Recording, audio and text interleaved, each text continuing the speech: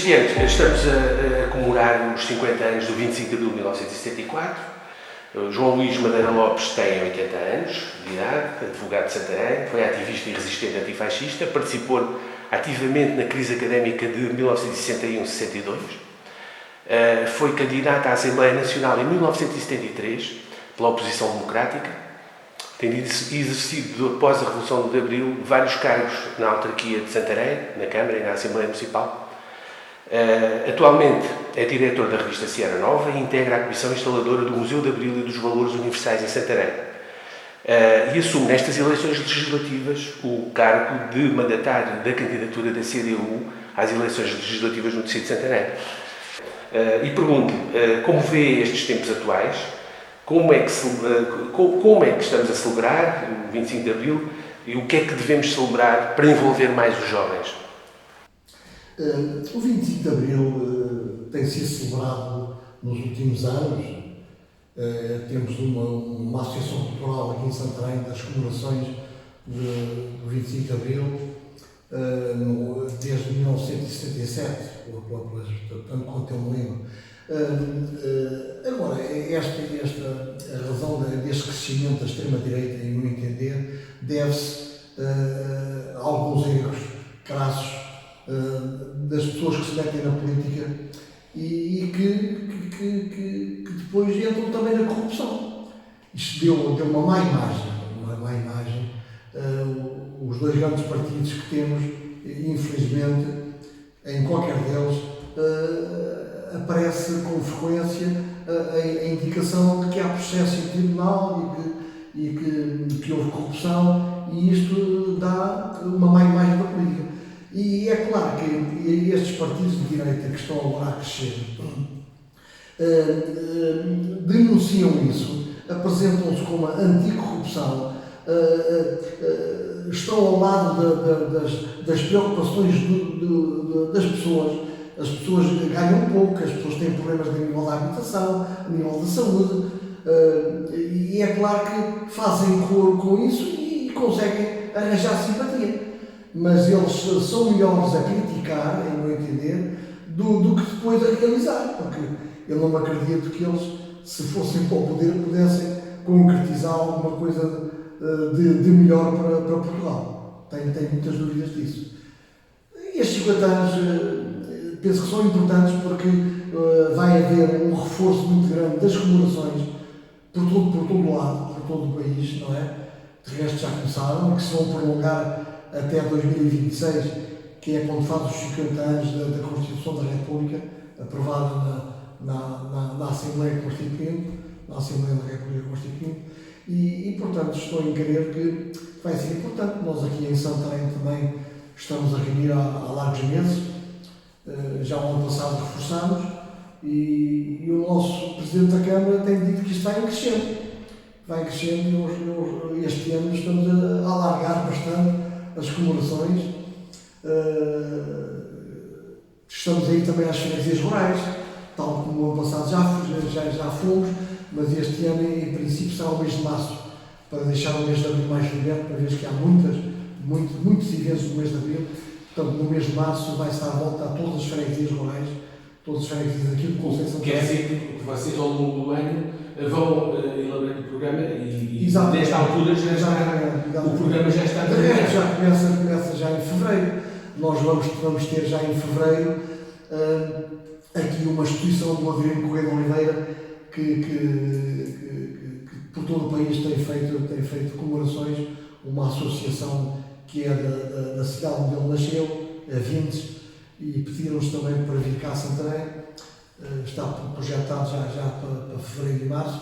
As comemorações em Santarém, temos a Comissão da Associação Popular para as Comemorações do 25 de Abril, que já está a trabalhar para estes 50 anos do 25 de Abril.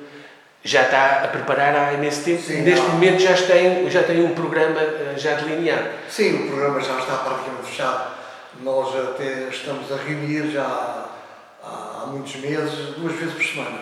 Temos uma comissão mais alargada e temos um chamado secretariado mais restrito para para afinar alguns pormenores. Este ano vão ser umas comemorações mais... Sim, vão ser umas grandes comemorações.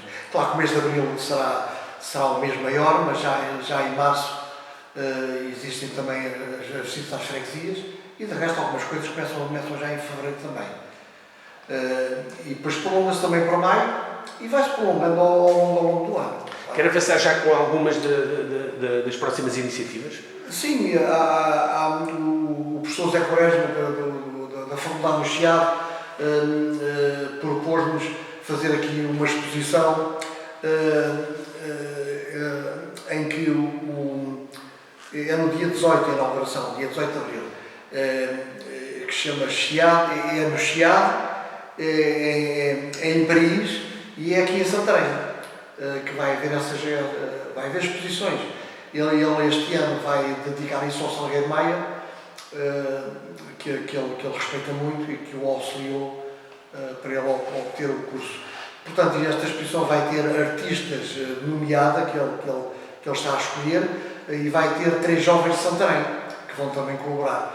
E vai ser publicado um livro também com colaboração de várias pessoas daqui de Santarém. Da Ana Tércia Maia, do Coronel Correia Bernardo, do Dr. Nuno Domingos, vereador da Cultura, e eu também escrevi um pequeno texto do livro que ele publica todos os anos, que faz estas iniciativas. Depois temos novamente o Canto da Liberdade, que o Amauri já o ano passado montou, mas que este ano vai ter muito mais gente, vai haver vários espetáculos, suponho que são uns 4. E já fizeram agora, no Salgueiro, fizeram um primeiro para arranjar, para fazer um apelo à participação da população que pode participar, cantar com eles no coro. Exatamente. Estão a alargar, querem que tenha cerca de 100 pessoas, ou mais ainda, ser um grande espetáculo musical relativo que se chama um Canto da Liberdade. É o nome que isto tem, um Canto da Liberdade. Depois temos este ano, na noite 24, estamos a preparar com algum cuidado. É um texto que o Coronel Correia Bernardo fez relativo aos acontecimentos reais que ocorreram na EPC na noite 24 para 25, em que ele preparou os diálogos que houve com o comandante, com o Salgueiro Maia, desde isso à tropa, os problemas que houve com o comandante, que acabou por ser preso, etc. Tudo isso, e depois tem uma saída que pensamos que vai ser importante e vai ocorrer muito público, que é os próprios militares que participaram na coluna vão também, já garantiram a sua presença, e vamos ter também vários carros militares, suponho que serão uns 7, que já garantidamente vão estar cá na noite 24, e a coluna vai sair ficcionando a saída para Lisboa. Depois da peça de teatro que se chama Esta é a Madrugada que eu esperava, sairá então a coluna com os carros militares. Está também prevista a instalação de um carro que saiu lá, um tanque, uma chanite, digamos assim, que será um M24, que vai ser colocado ali em frente à porta de armas. E depois lá dentro também estarão mais 2 carros, temos essa garantia. Será um Jeep e um outro carro militar que ficarão cá na Escola Pátria. Como sabe, estamos a preparar também um museu. É isso que eu ia perguntar também, como é que faz parte da comissão. Faz parte da comissão em que pé é que as coisas estão? Está um concurso aberto, já está há um aprovamento, já foi aprovado na Assembleia Municipal e na Câmara, previamente, as linhas gerais do museu, e agora está aberto um concurso de arquitetura também para os pormenores. Para os pormenores da instalação. Claro que isto não vai demorar ainda. Está-se a pensar também fazer um pequeno museu, que não será aquele, evidentemente, uma mostra com o apoio do Exército, do Chefe de Estado-Maior, que está a apoiar, que iremos tentar inaugurar precisamente, pelo menos na noite de 24. Na Escola Prática de Cavalaria. Depois está previsto, é também uma novidade, no dia 24 é a partida da coluna e no dia 27 é o regresso, ficcionando o regresso da coluna que o Salgueiro Maia, portanto, comandava, e vamos também fazer novamente, vêm os carros a subir de regresso a Santarém, e ali no lado da Câmara vamos ficcionar isso com os soldados a subirem à varanda, tal como o Salgueiro Maia também no dia 27 à tarde esteve lá, e portanto vai haver um concerto de carrilhão com temas adequados ao 25 de Abril. É isso que está previsto também para o dia 27, que é uma novidade. As comemorações vão ter este aspecto especial da recriação do dia 25, com o regresso depois no dia 27. Em que os militares, o Salgueiro Maia e os militares que o acompanharam, depois regressam a Santarém e são recebidos pela multidão em Santarém. Exatamente. O Madeira Lopes foi um dos populares que o Sim, eu fui um dos populares. Como é que se recorda dessas pessoas? Recordo com muita alegria, muita satisfação. É claro que o Salgueiro Maia subiu as escadarias da Câmara, foi recebido, estava lá já uma equipa de recepção, não é? E depois foi às varandas. Não houve intervenções, mas foi agradecer, e é isso que este ano vamos também fazer. Não vai intervenções, mas as pessoas irão à varanda, alguns militares da coluna que estão também muito entusiasmados, e é engraçado que alguns já indicaram que se vão fazer acompanhar de filhos e netos para poder transmitir à juventude esta alegria que foi o 25 de Abril. Vão integrar também. Houve a noção da importância daquele dia, naquele momento, da viragem que aquilo era na história de Portugal? Como cidadão já envolvido e com consciência política? Sim.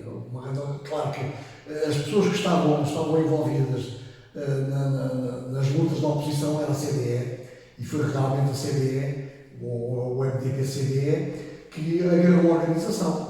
Eu tenho a alegria de 8h30, 9 da manhã, ter-me dirigido à escola prática, estava o portão fechado, ter batido, e quem veio abrir o portão foi o Coronel Correia Bernardo, que eu conhecia do liceu, embora um pouco mais velho, mas é do meu tempo de liceu, e que me disse que aquilo em Lisboa, naquela altura ainda não sabia, mas pelas informações dele a coisa estava a correr bem, e que para eu dar uma ajuda, eu, e referenciam outras pessoas daqui, o Manuel Castelo, outras pessoas, para nós aqui a nível da parte civil, organizarmos e darmos apoio.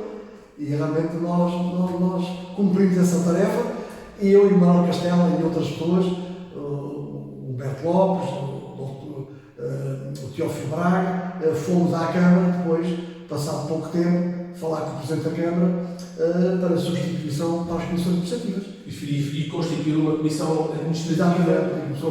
Exatamente. Escolhemos pessoas com as figuras da terra. Com as figuras que nós conhecíamos que davam garantia de serem os democratas.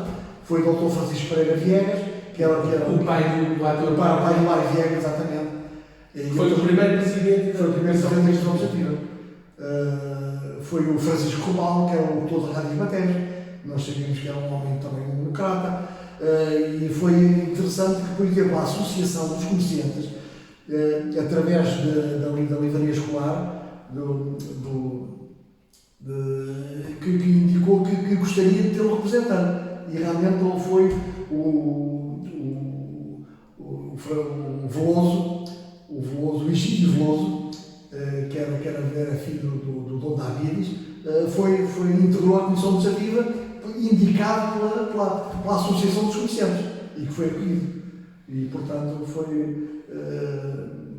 foi essa a primeira Comissão Administrativa, mas não foi só em Santarém, nós demos apoio, decorremos aí aqui o Conselho do Distrito a dar apoio a reuniões para escolherem e elegerem para rapidamente substituir as câmaras que eram do antigo regime. que não eram eleitas democraticamente como agora. Exatamente, Era uma espécie de regedor, vá lá, que era nomeado pelo governo. Eram indicadas pelo governo civil e pelas pessoas da confiança da Ação Nacional Popular e antes da União Nacional. O poder democrático, democrático, o poder local democrático, assim aqui, é uma conquista também de Abril. Portanto, nós podemos escolher os nossos representantes para as representantes, para as Assembleias Para mim, Municipais. foi das maiores conquistas. O poder autárquico foi importantíssimo.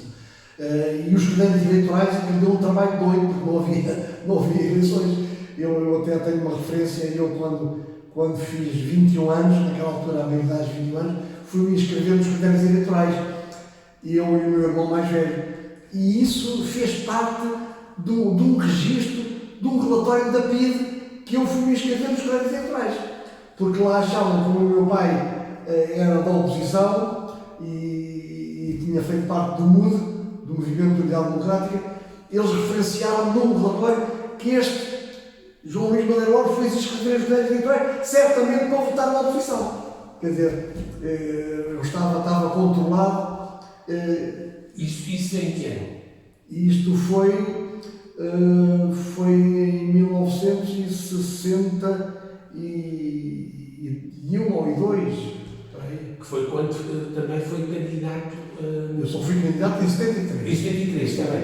Mas antes já fazia parte. Em 79 já dei uma ajuda. Em 69. Em 1969 dei uma ajuda a formar a lista.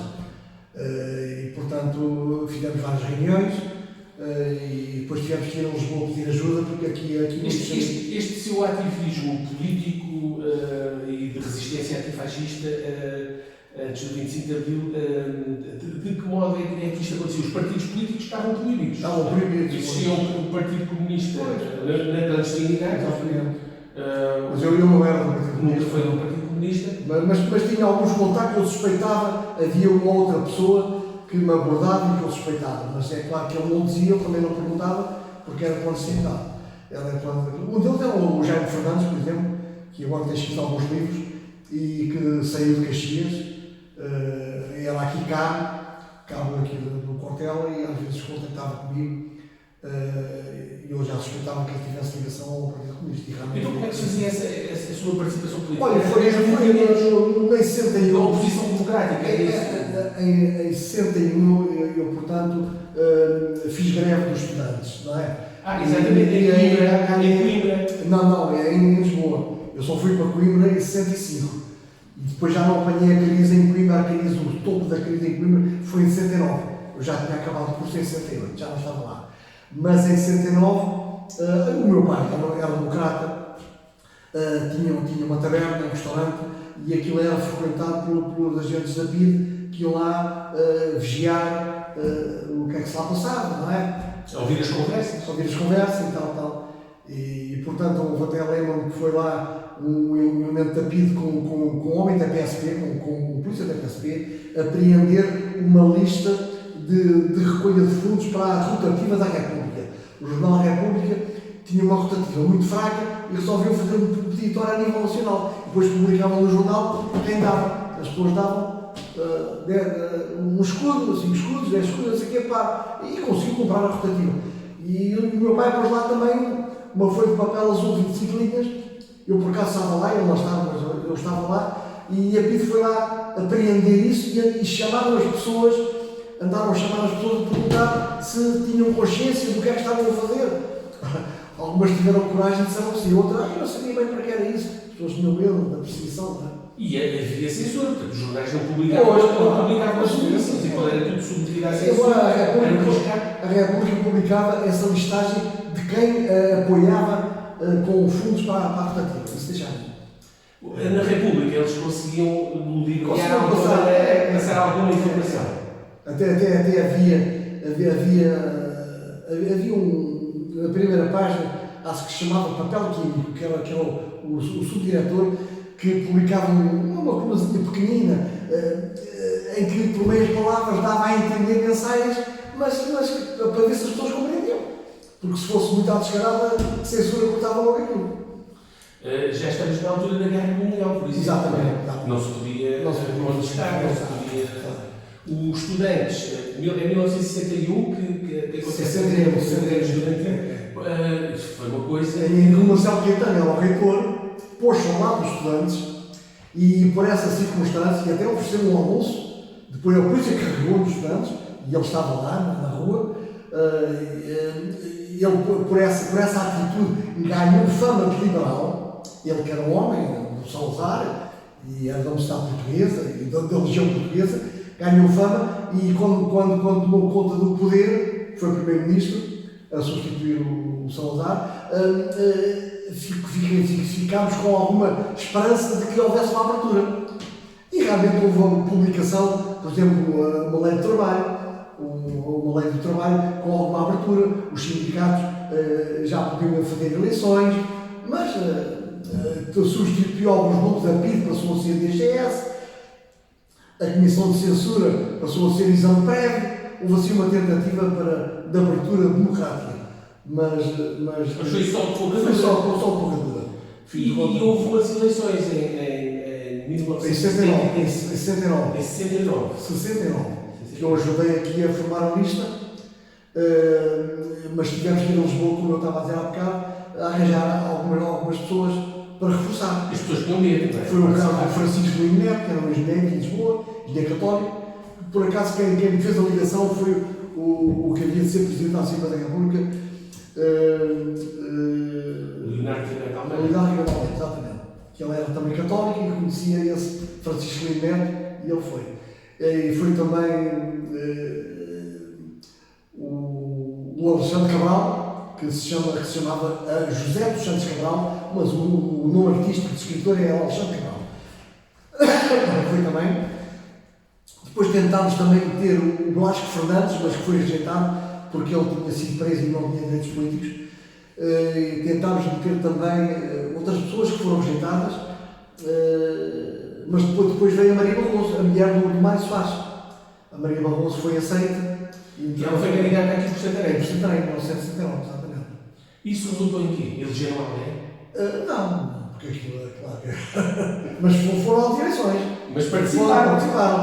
E houve fiscalização, com dificuldade. Eu, por exemplo, eu fui com mais o Zé João Louro em uma freguesia, foi à Pova de Santarém, e fomos expulsos. Fomos expulsos lá, quem estava na mesa expulsou-nos, não deixou. Nós tínhamos uma credencial que podíamos fazer fiscalização em qualquer sítio, mas eles não deixaram fazer a fiscalização. Pronto, havia chapeladas. Chapeladas. Eles metiam mais votos do que aqueles que as pessoas iam lá, e outras pessoas votavam. E até quando as pessoas que iam para votar, não, o senhor já votou. Ele ia para votar, já votou, já tinha posto o voto dele.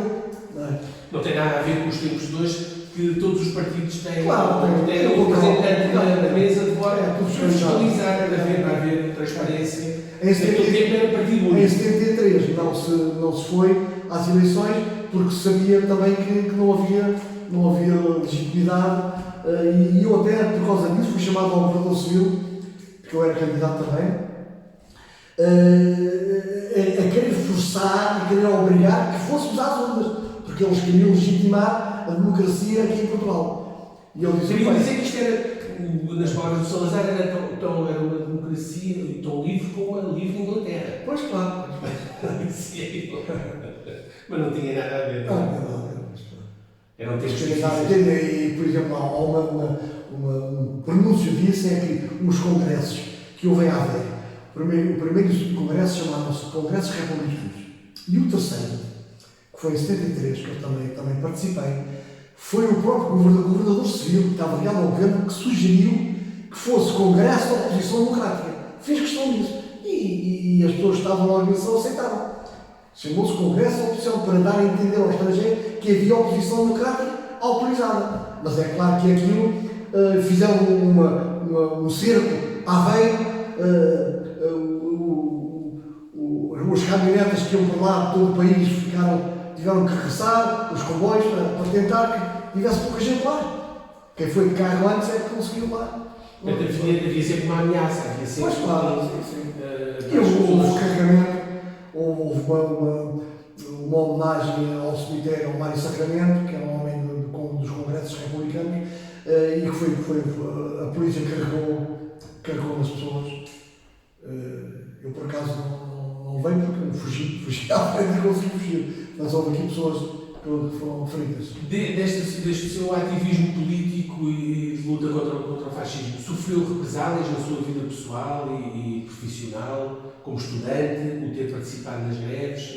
Olha, o que eu me apercebi foi que eu estava na tropa em 1970, estive na tropa de 70 a 73.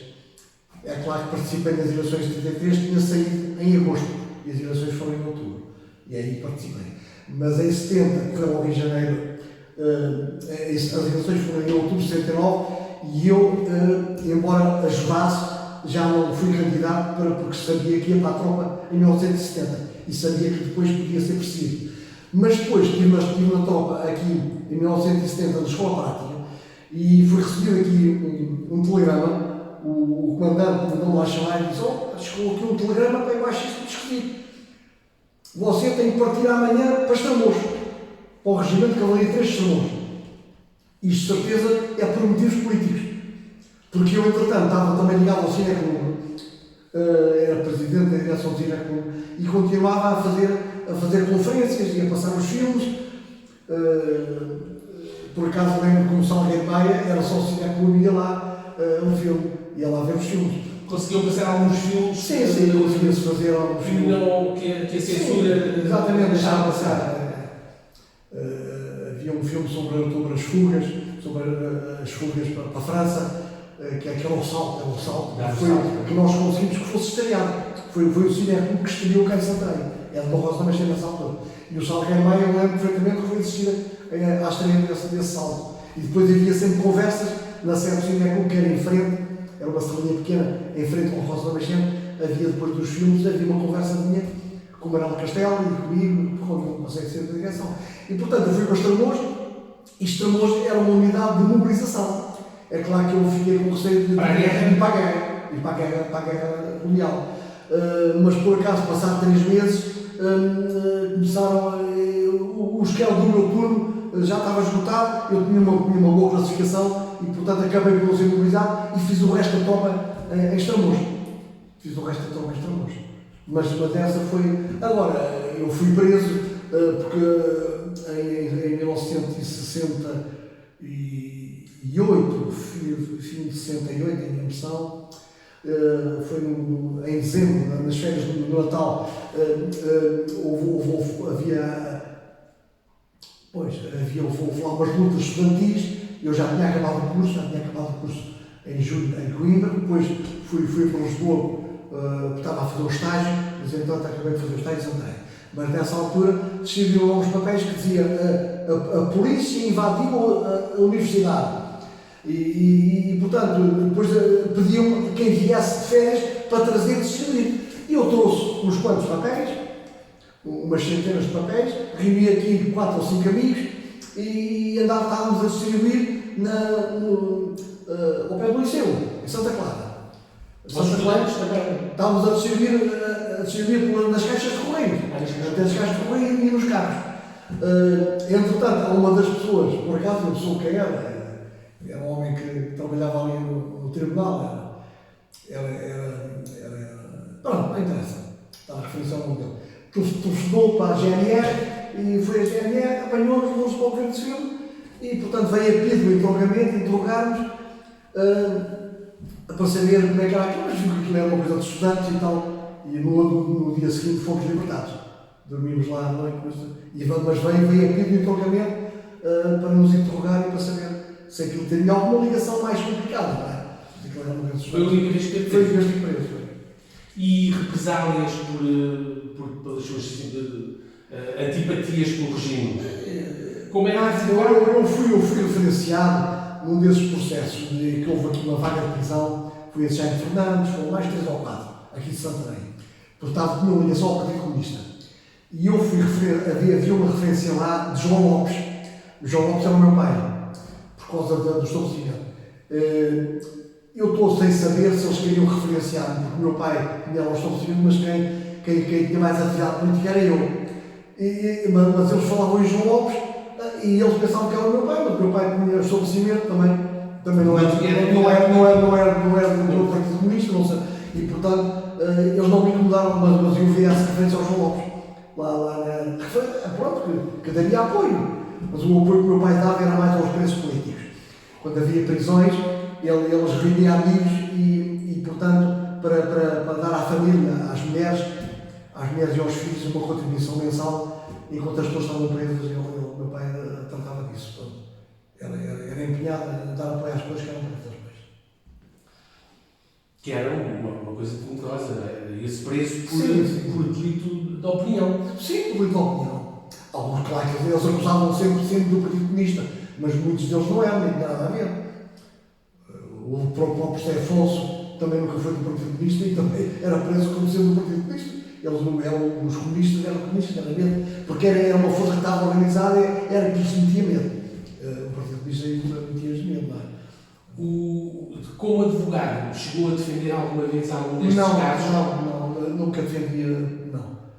Porque eu, portanto, na altura, eu acabei de 78. Eram advogados assim como mais velhos que o Mário Soares. Exatamente, o Salgado Zanha. O filho, o Jaime Figueiredo. Jaime Figueiredo chegou também a defender.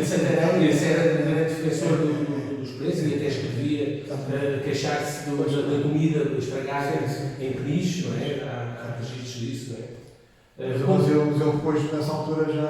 Pronto, em 1970 já era advogado. Mas eles escolhiam advogados com mais experiência e mais velhos. E havia gente sempre disponível para isso, não é? Veio o 25 de Abril e tudo mudou, não é? Na nossa vida.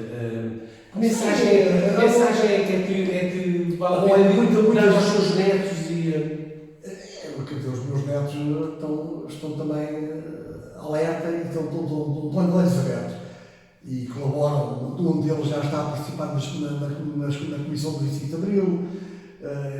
Portanto, a minha neta está incluída numa república que também participa nos movimentos estudantis. Pronto. E o meu filho também, o meu filho mais novo foi deputado, é dos Verdes, é delegado dos Verdes. Eu penso que a Constituição que temos é das mais avançadas, em meu entender, da Europa. Ainda consagra os grandes valores. Isso é importantíssimo. Nós temos uma Constituição que ainda consagra. Embora tenha tido muitas alterações que têm sido sempre para retirar valores que ainda lá constam, não é? Uma das palavras que tem havido há muitos anos que é tirar a palavra socialismo. Porque assim, ao 25 de Abril, todos eram socialistas. Até o Partido Popular, que é agora o Partido Social Democrata, também, e votaram. Só o CDS é que pôs objeções à Constituição. O resto foi votado por uma larga maioria. Mas é claro que atualmente as pessoas veem que é mais da social-democracia. O PS e o PSD têm algo. O PS é um partido social-democrata. Na linha que acontece na Europa. É diferente de. Nós cá em Portugal temos essa característica peculiar do Partido Social Democrata. Disputa o eleitorado mais ao centro. O PS e o PSD tentam sempre cativar com propostas e com políticas que são muito semelhantes no fim de contas. Há quem diga que estas eleições legislativas são das mais importantes. Está-se a criar ali uma grande expectativa. Elas são sempre importantes. Era isso que eu ia perguntar, não é? São sempre importantes. Mas está a criar aquele receio da extrema-direita que pode vir para o governo e isso pode significar grandes retrocessos a nível daquilo que tem sido as conquistas sociais. Isto é uma luta que eu costumo dizer que é uma luta diária. A democracia nunca está garantida. Nunca está garantida, não. Pois tem que haver sempre uma preocupação em prevenir e em divulgar e em tentar que a democracia se mantenha. É uma luta que temos que alargar, reunir o mais depressa possível as pessoas e por isso é que estas comemorações de 25 de Abril também atingem esse objetivo, em meu entender. É importante divulgar os grandes valores de Abril.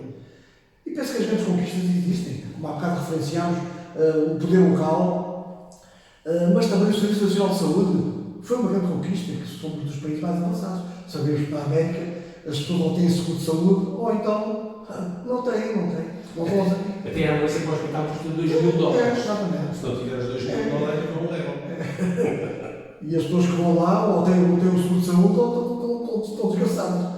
Tem que se ter um avião e ir correr para cá para ter algum apoio. Não é? Felizmente ainda temos. Temos de lutar todos os dias, não é? É. Exatamente. Muito bem. Obrigado. Claro.